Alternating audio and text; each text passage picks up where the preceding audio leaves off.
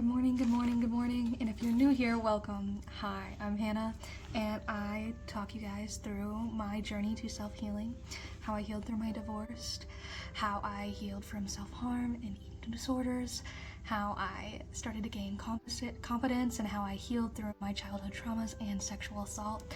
And today I want to talk about how I'm healing through my divorce. So first I want to start off exactly what happened. So it was like a Friday at 7 a.m. My ex-husband sat me down and out of nowhere he said, I want a divorce. There wasn't any talks or anything like that leading up to this in the past few years that we've been together. So it hit me like a ton of bricks. I was not okay. And I think I was in shock at first. So right after he told me all of that, I drove 6 hours to go get a hug from my mother because all I wanted was just some comfort after receiving the most shocking news of my life, what felt like out of nowhere.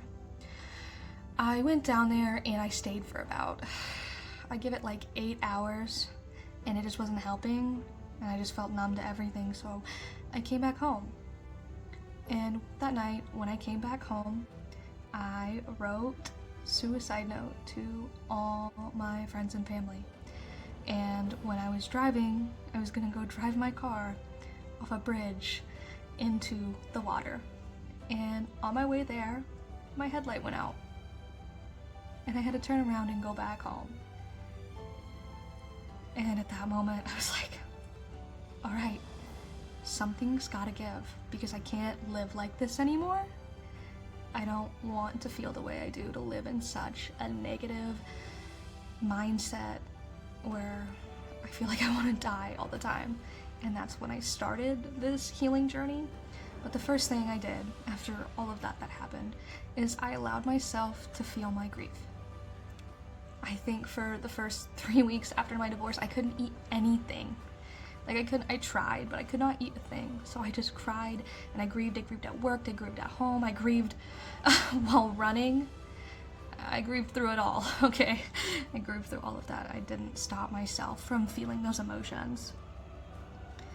And after like a 3-week period of when I couldn't eat, again, I was like, okay, something's gotta give. I've got to do something to help myself feel better. So I started working out. And I started working out, and it did help my mental health. Now, the point of this wasn't to drown out my emotions. Please don't do that. Please allow yourself to grieve how you need to grieve, but also while doing things for yourself that help you feel better.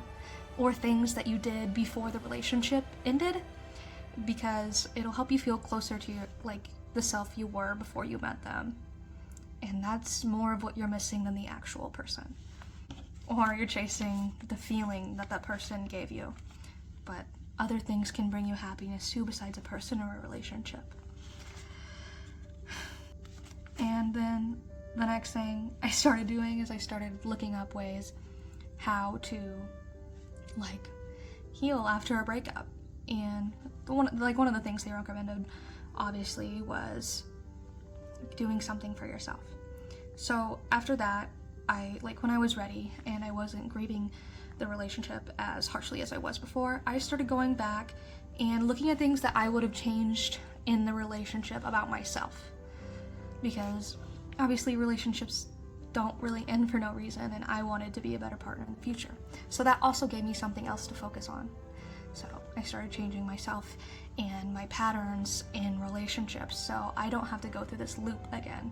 So I don't have to continuously keep playing out the dynamics I had in my childhood home. If I can make them love me, then I'm worthy, you know? And that's one of the dynamics I was playing out. And it just really was super unhealthy and super draining. And then I started surrounding myself with people that were more safe to be around, people I could be my authentic self around. I'm so thankful for my best friend because despite all of this, I don't think I would have gone through it without her.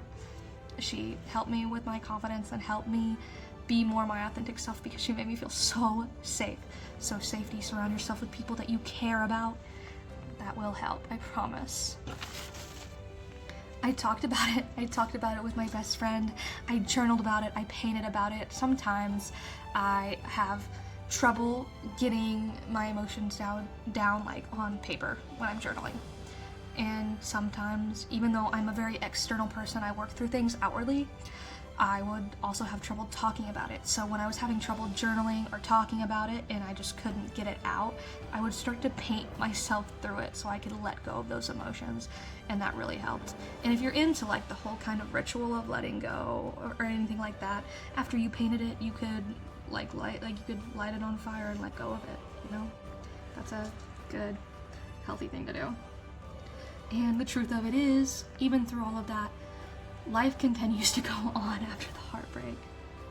So no matter what, you're gonna wake up and it's gonna continue going on, and you're gonna keep doing what you have to do.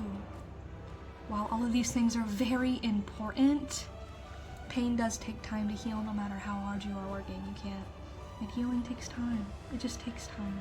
And you'll get there, I promise. Focusing on yourself really helps with healing. And it gives you the confidence to not repeat the same patterns, as I was saying. In like future relationships, if you're tired of repeating the same pattern, look at the pattern and see what you can change, so you don't have to continue it in the future. Nobody wants continuous heartbreak. I started this TikTok and it is helping me release some of this in a creative way. Like, this is important to me. This helps me look towards the future as well, and I get to make meaningful impact helping people by talking about what I have been through and how I've healed through it. So find something, get creative, whether it be painting, singing, drawing, building, whatever you do something with that.